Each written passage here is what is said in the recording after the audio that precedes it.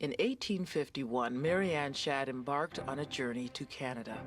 She was invited to teach school to fugitive slaves.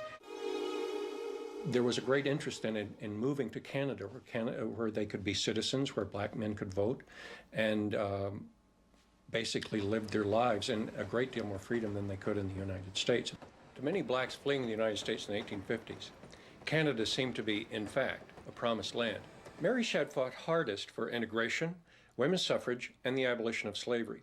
For Mary Ann Shadd, integration meant being as self-sufficient as you could, but also it meant working in cooperation and living with others. When she came to Canada, there already had been a law passed which legally allowed for separate educational institutions for blacks and whites.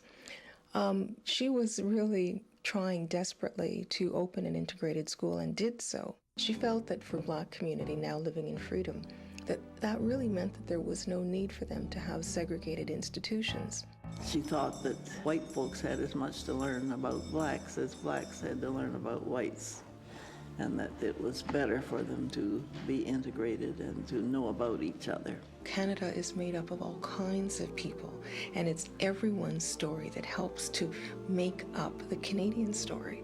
So it's very important that her story be included because she was such an outstanding individual. This isn't just a black story for black people.